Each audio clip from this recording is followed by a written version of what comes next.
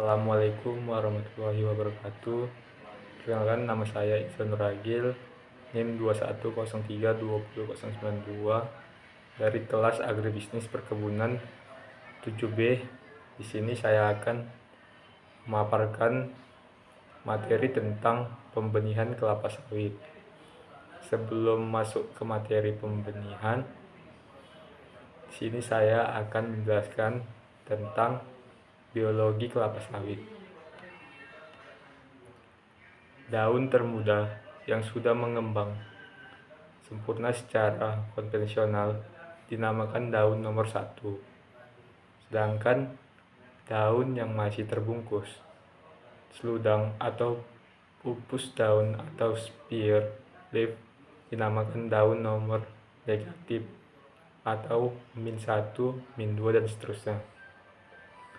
Daun yang memiliki nomor sama pasti berada pada fase fisiologis yang sama dari urutan proses inisiasi daun sampai proses layunya daun atau senessense.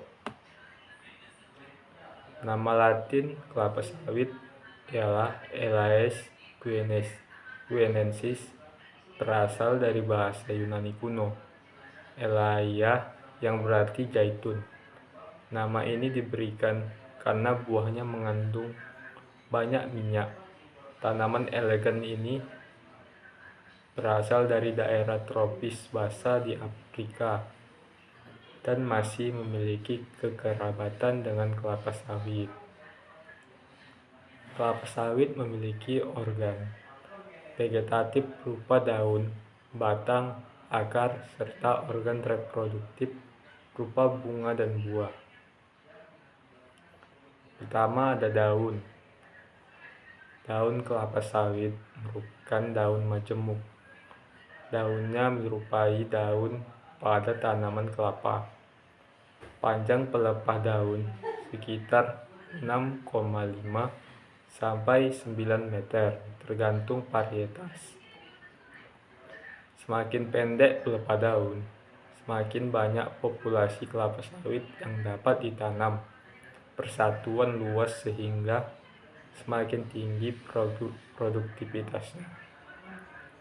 Jumlah anak daun pada setiap pelepah berkisar antara 250 sampai 400 helai. Produksi pelepah daunnya selama 1 tahun dapat mencapai 20 sampai 30 pelepah. Daun terdiri atas bagian-bagian berikut: kumpulan anak daun atau leaflets yang memiliki helaian atau lamina dan tulang anak daun atau midrib. Rachis yang merupakan tempat anak daun melekat. Tangkai daun, petiole yang merupakan bagian antara daun dan batang. Seludang daun, seed yang berfungsi sebagai perlindungan dari kuncup dan memberi kekuatan pada batang. Daun kelapa sawit dihasilkan dalam urutan yang tertentu menurut deret Fibonacci 1, 2, 3, 5, 8, 13 dan seterusnya, yang merupakan hasil penjumlahan dari dua angka sebelumnya.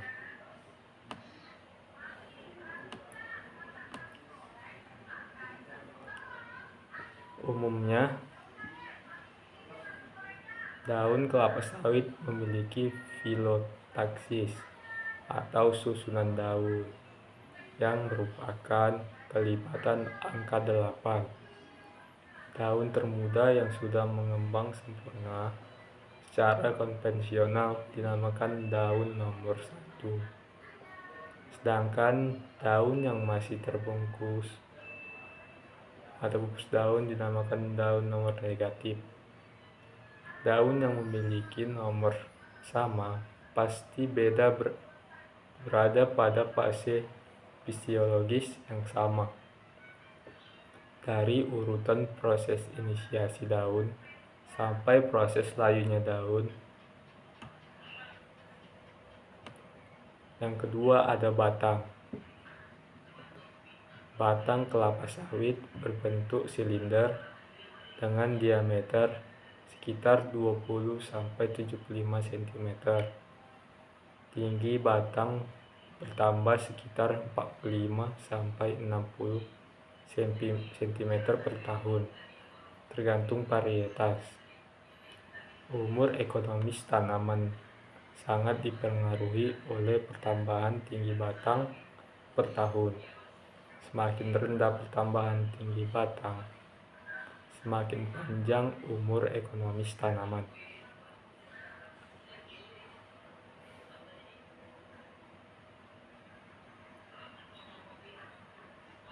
Batang diselimuti oleh pangkal pelepah daun tua sampai kira-kira umur 11-15 tahun. Setelah itu, bekas pelepah daun mulai rontok. Biasanya mulai dari bagian tengah batang, lalu meluas ke atas dan ke bawah. Batang kelapa sawit tua biasanya sudah tidak ada lagi bekas tangkai pelepah daun tua, kecuali sedikit di bawah tacuknya.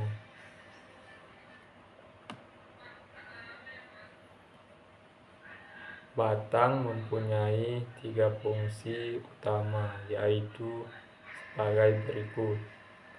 1. Sebagai struktur yang mendukung daun, bunga, dan buah.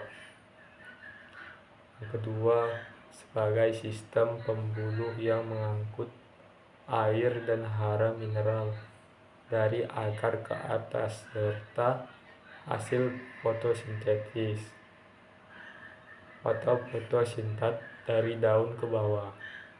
3. Kemungkinan juga berfungsi sebagai organ penimbun zat makanan. Yang ketiga ada akar. Akar berfungsi untuk menunjang struktur batang di atas tanah dan menyerap air dan unsur-unsur hara dari dalam tanah, serta sebagai salah satu alat respirasi.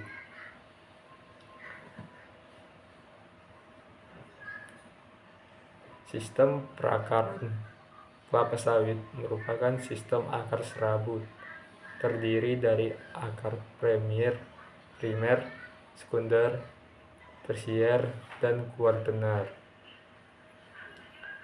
Akar primer umumnya berdiameter 6-10 mm, keluar dari pangkal batang dan menyebar secara horizontal dan mengunjam ke dalam tanah dengan sudut beragam. Akar sekunder berdiameter 2-4 mm. Akar tersier berdiameter 0,7-1,2 mm. Akar kuartener berdiameter 0,1-0,3 mm. Panjangnya hanya 1-4 mm dan tidak berlignin atau zat kayu. Cara umum, sistem perakaran kelapa sawit lebih banyak berada dekat dengan permukaan tanah, tetapi pada keadaan tertentu, akar juga bisa menjelajah lebih dalam. Keempat ada bunga. Kelapa sawit merupakan tanaman monoecious atau berumah satu. Artinya, bunga jantan dan bunga betina terdapat pada satu pohon. Rangkaian bunga jantan terpisah dengan rangkaian bunga betina. Walaupun demikian, kadang-kadang dijumpai juga bunga jantan dan betina pada satu tandan. atau hermafrodit. Umumnya, tanaman kelapa sawit melakukan penyerbukan silang. Bunga muncul dari ketiak daun dan setiap ketiak daun hanya dapat menghasilkan satu inflorescens atau bunga majemuk. Beberapa bakal inflorescens biasanya gugur pada fase-fase awal perkembangannya, sehingga pada individu tanaman terlihat beberapa ketiak daun tidak menghasilkan inflorescens. Yang kelima ada buah. Buah atau brondolan terkumpul di dalam tandan. Dalam satu tandan terdapat sekitar 1.600 brondolan. Tanaman muda akan menghasilkan 20-22 tandan per tahun. Jumlah tandan buah pada tanaman tua sekitar 12-14 tandan per tahun. Berat setiap tandan sekitar 25-35 kilo. Secara botani, buah kelapa sawit digolongkan sebagai buah drup. Terdiri dari perikat yang terbungkus oleh exokap atau kulit, mesokap yang secara salah kaprah biasanya disebut perikap, dan endokap sebagai cangkang yang membungkus 1-4 inti atau kernel, umumnya hanya satu. Inti memiliki testa atau kulit, endosperm yang padat, dan sebuah embrio. Berdasarkan ketebalan cangkang, kelapa sawit dibedakan menjadi 3 tipe, yaitu sebagai berikut. Pertama, piscifera, yaitu tipe yang tidak membentuk cangkang dan umumnya mengalami aborsi buah. Piscifera fertil dapat mengandung 40% minyak. Yang kedua ada dura, yaitu tipe yang memiliki tebal cangkang 2-8 mm dengan ekstraksi minyak 16-18%. Umumnya digunakan sebagai pohon induk untuk menghasilkan varietas komersil. Yang ketiga ada tenera, merupakan hibrida dari dura dan piscifera dengan cangkang tipis 0,5-4 mm, ekstraksi minyak sekitar 22-32% atau lebih tergantung varietas. Berdasarkan warna kulit buahnya, kelapa sawit dikelompokkan menjadi 3 tipe sebagai berikut. Pertama ada nigrescens, buah berwarna ungu sampai hitam pada waktu muda dan berubah menjadi jingga kehitaman pada waktu matang. Tipe buah nigrescens hampir dominan ditemukan pada varietas tenera yang ditanam secara komersial. Yang kedua, pyrrescens. Pada waktu muda, buah berwarna hijau dan ketika matang, warnanya berubah menjadi jingga kemerahan, tapi ujungnya tetap kehijau-hijauan. Yang ketiga ada albescens. Pada waktu muda berwarna putih-putihan, sedangkan setelah matang berubah menjadi kekuning-kuningan dan ujungnya berwarna ungu kehitaman. Daging buah tidak mengandung karotenoid. Minyak dalam mesokap mulai disintesis pada periode 120 hari setelah antesis atau HSA dan mulai berhenti pada saat buah terlepas dari tangkainya atau membrondol.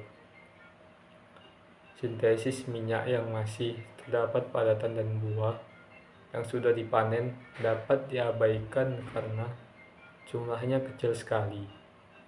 Hal yang harus lebih diperhatikan adalah naiknya kandungan asam lemak bebas atau FFA (free fatty acid) pada tandan buah yang sempat menginap atau restart di TPH atau tempat pengumpulan hasil atau loading rem pabrik.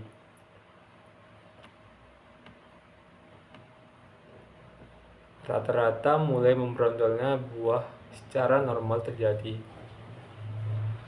pada 150 sampai 155 HSA. Semua buah akan membrondol dari tandan buah dalam waktu 2, sampai 4 minggu atau sedikit lama pada tandan buah yang besar. Kriteria matang buah yang umum berlaku untuk TBS yang akan dipanen adalah 1 brondolan per kilo tandan buah segar. Ekologi kelapa sawit.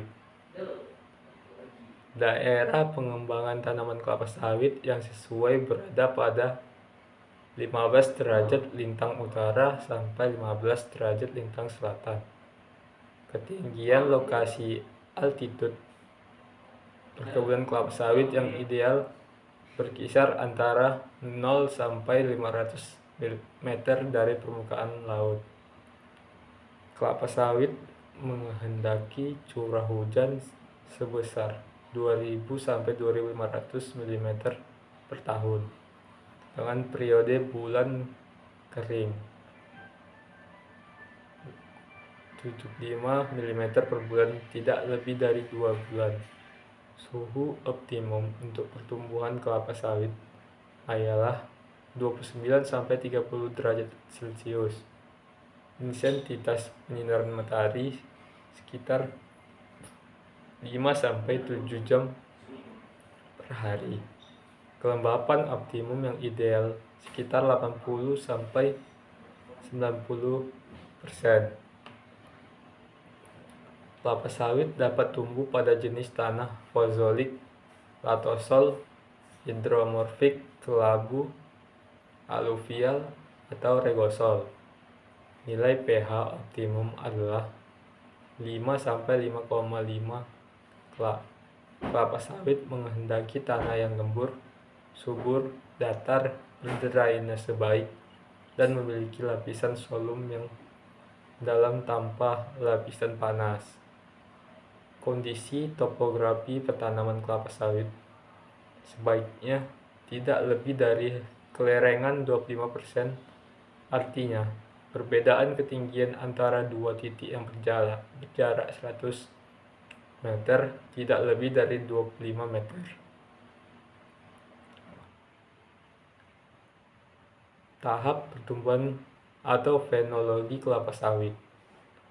Tahapan pertumbuhan dari dan perkembangan banyaknya tanaman budidaya telah dideskripsikan oleh sekelompok ilmuwan menurut prinsip skala BBCH atau biologis Bundesverschaftsverband und Chemische Industrie yang diperluas sejak 25 tahun yang lalu.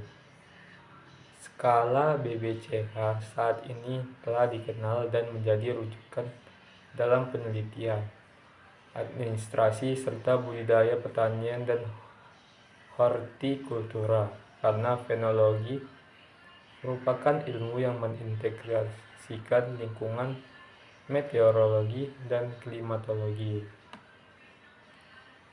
Fakta-fakta ini mengindikasikan tujuan mendasar dan harapan yang ingin dicapai para peneliti untuk menjustifikasi pendekatan praktis dalam penggunaan skala.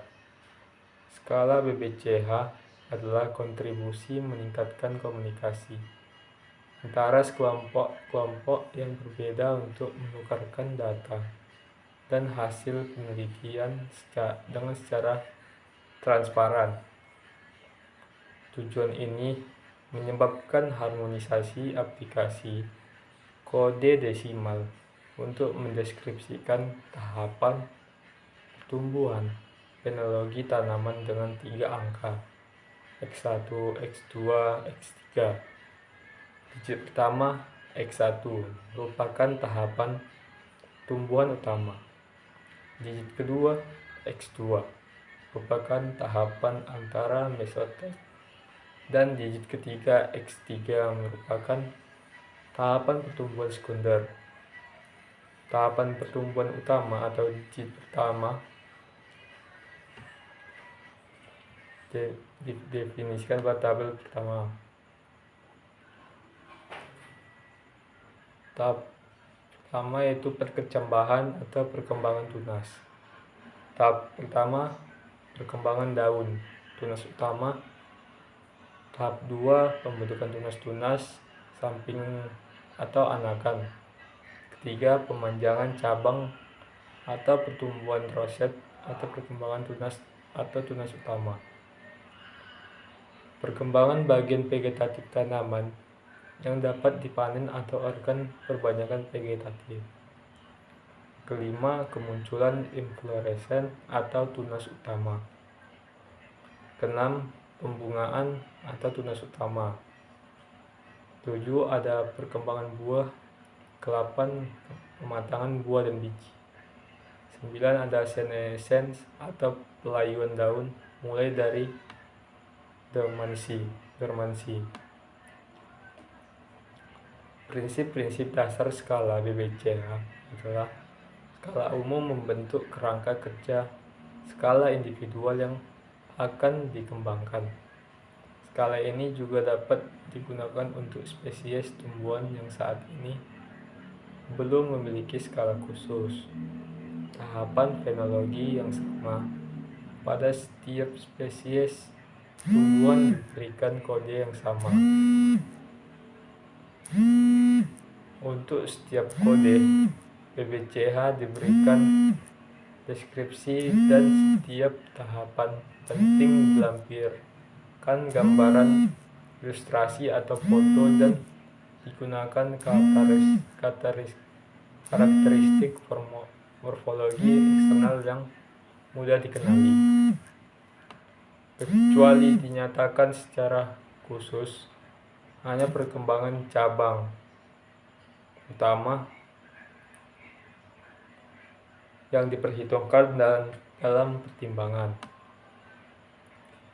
Tahapan-tahapan pertumbuhan merujuk pada individu tumbuhan yang ada dalam satu hamparan.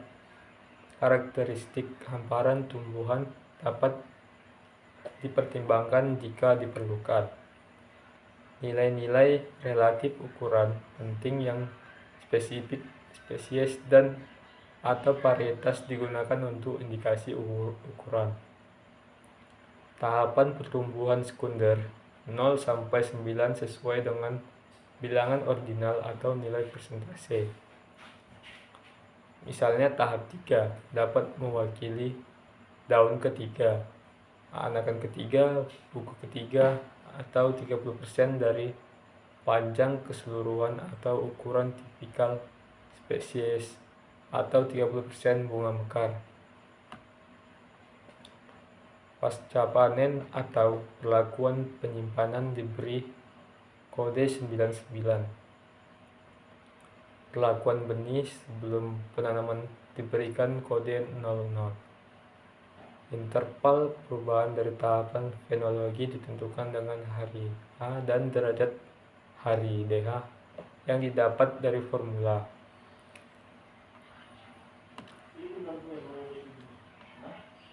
Penggunaan kode BBCH sebagai referensi dalam penyajian data terkait tahapan fenologi kelapa sawit akan meningkatkan komunikasi hasil penelitian secara jelas dan transparan.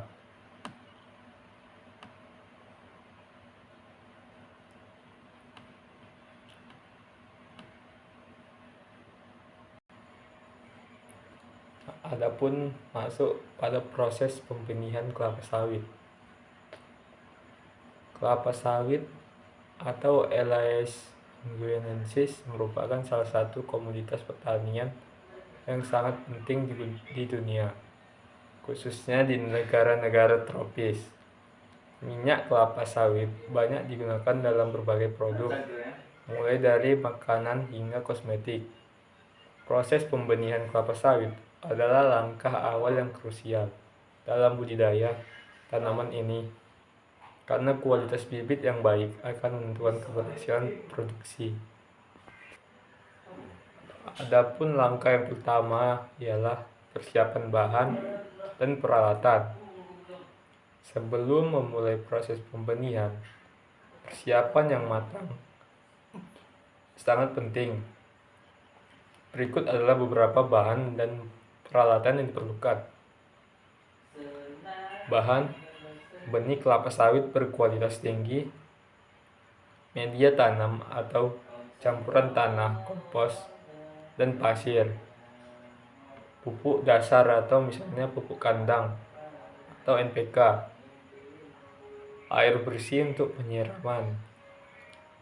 Selanjutnya ada peralatannya: pot atau polybag untuk media tanam, cangkul dan skop untuk mengolah media, sprayer atau alat penyiram untuk menjaga kelembapan. Yang kedua ialah pemilihan benih. Pemilihan benih adalah tahap yang sangat penting. Pastikan untuk menggunakan benih yang berasal dari varietas unggul dan teruji. Biasanya benih diperoleh dari pusat penelitian atau kebun yang terpercaya. Benih yang baik biasanya memiliki karakteristik sebagai berikut: memiliki daya tumbuh tinggi, bebas dari penyakit dan hama, memiliki ukuran seragam. Yang ketiga ada persiapan media tanam. Media tanam harus disiapkan dengan baik agar mendukung pertumbuhan bibit. Berikut langkah-langkahnya. Pertama, pengolahan tanah. Campurkan tanah, kompos, dan pasir dengan perbandingan yang seimbang untuk meningkatkan aerasi dan drainase. 2. Pemberian pupuk. Tambahkan pupuk dasar ke dalam media tanam untuk memberikan nutrisi awal kepada bibit. Ketiga ada pengisian pot atau polybag. Isi pot atau polybag dengan media tanam yang sudah disiapkan. Pastikan tidak terlalu padat agar akar bisa tumbuh dengan baik. Keempat ada penanaman benih. Setelah media siap, langkah selanjutnya adalah penanaman benih. Berikut langkah-langkahnya. Pertama, penempatan benih. Buat lubang tanam di media yang telah disiapkan. Lubang harus cukup dalam untuk menampung benih. Penanaman. Tempatkan benih dengan posisi bagian bercambah menghadap ke atas. Tutup kembali media tanam dan tekan perlahan untuk menghilangkan udara. Segera siram benih setelah ditanam untuk menjaga kelembapan media. Adapun langkah selanjutnya ialah perawatan bibit. Setelah penanaman, perawatan bibit sangat penting untuk memastikan pertumbuhan yang optimal. Berikut beberapa langkah perawatan. Penyiraman. Lakukan penyiraman secara teratur, terutama pada musim kemarau. Pastikan media tanam selalu dalam keadaan lembab, namun tidak tergenang air. Pemberian nutrisi.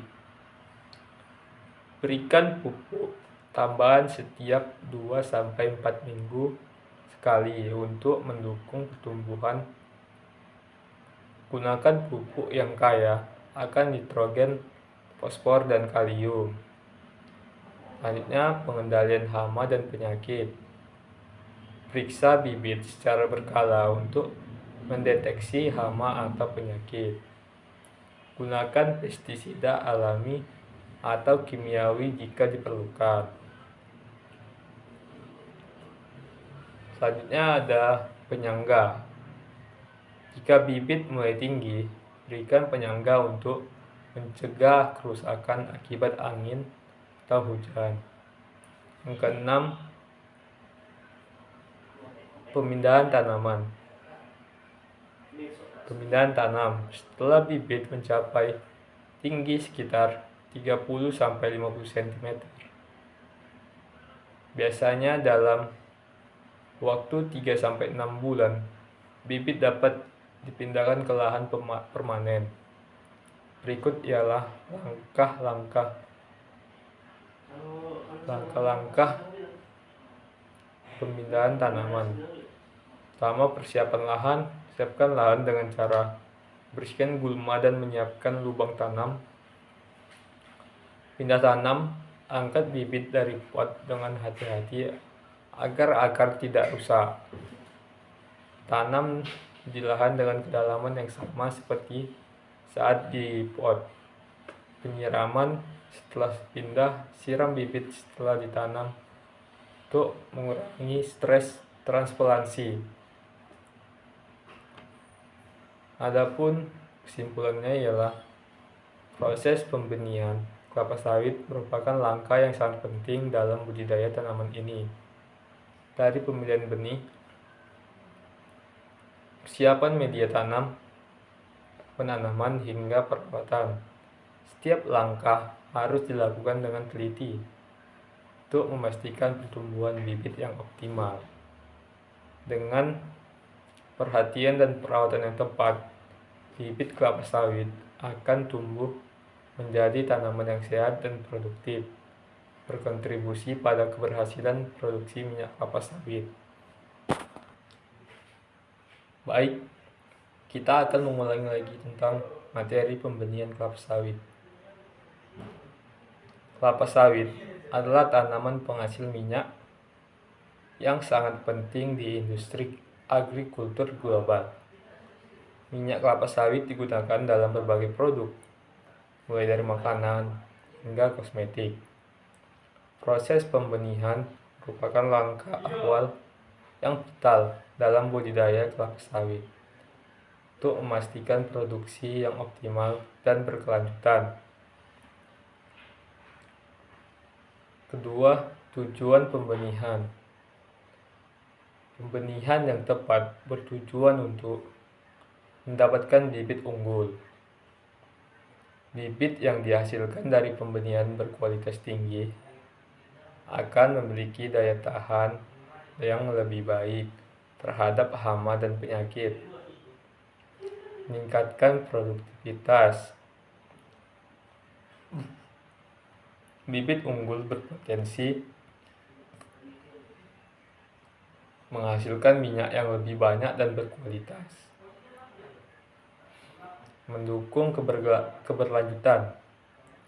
Pembenihan yang baik dapat membantu mengurangi dampak negatif terhadap lingkungan dengan mengoptimalkan penggunaan lahan.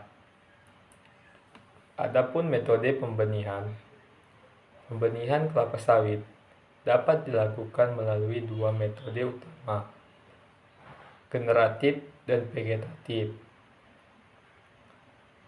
Yang metode generatif atau bijian, adapun langkahnya, pertama adalah pemilihan buah.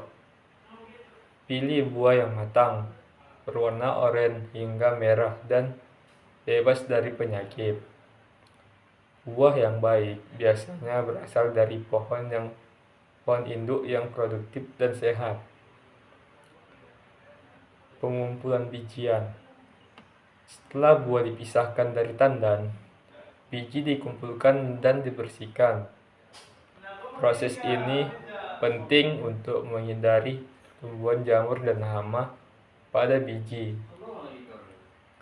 Yang ketiga perendaman. Biji direndam dalam air selama 24 jam untuk memecah dormansi. Ini juga membantu mensterilkan biji dari patogen. Langkah yang keempat adalah biji ditanam dalam media tanam yang subur. Media yang baik biasanya terdiri dari campuran tanah, kompos, dan pasir untuk meningkatkan drainase. Adapun metode vegetatif atau dengan cara perbanyakan, yang pertama ada menyetek, yaitu memotong bagian batang atau tunas dari pohon yang sehat. Tunas ini kemudian ditanam di media tanam untuk memperbanyak tanaman dengan sifat yang sama. Kedua ada menyusun atau grafting. Teknik ini melibatkan penyambungan tunas dari pohon yang diinginkan ke batang bawah yang kuat. Ini bertujuan untuk meningkatkan ketahanan bibit terhadap hama dan meningkatkan produktivitas. Adapun langkah yang keempat, persiapan media tanam. Komposisi media. Campurkan tanah, kompos, dan pasir dengan perbandingan 3:1:1. Media harus cukup gembur untuk memastikan akar dapat tumbuh dengan baik. Adapun pH media. Idealnya pH media tanam harus berada pada kisaran 5,5 hingga 7 pH yang sesuai, membantu penyerapan nutrisi oleh tanaman. Langkah yang kelima, perawatan bibit. Adapun yang pertama, penyiraman. Lakukan penyiraman secara rutin, terutama pada musim kemarau. Pastikan media tanam tetap lembab tetapi tidak tergenang air. Kedua, pemupukan. Berikan pupuk dengan kandungan nitrogen, fosfor, dan kalium atau NPK secara teratur. Pemupukan sebaiknya dilakukan setiap 2-3 bulan untuk mendukung pertumbuhan yang optimal. 3. Pengendalian hama dan penyakit. Monitor pertumbuhan bibit secara berkala. Jika ditemukan tanda-tanda serangan hama, seperti ulat atau kutu, atau penyakit seperti jamur, segera lakukan tindakan pengendalian, baik secara kimia maupun biologis. Adapun tahap selanjutnya ialah transplantasi. Setelah bibit berumur sekitar 6-12 bulan, dan setelah mencapai tinggi yang ideal, sekitar 30-50 cm. Pemilihan lokasi. Pilih lahan yang menerima sinar matahari penuh, memiliki drainase yang baik, dan tidak tergenang air. Jarak tanam. Jarak tanam yang umum untuk kelapa sawit adalah 9x9 meter. Jarak ini membantu tanaman mendapatkan cahaya dan ruang tumbuh.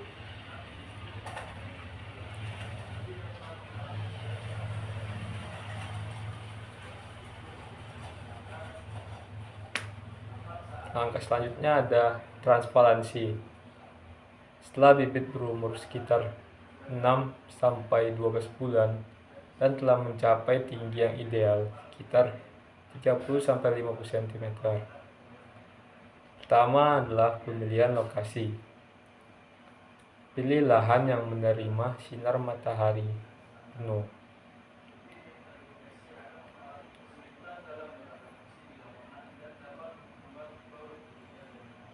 Memiliki drainase yang baik dan tidak tergenang air.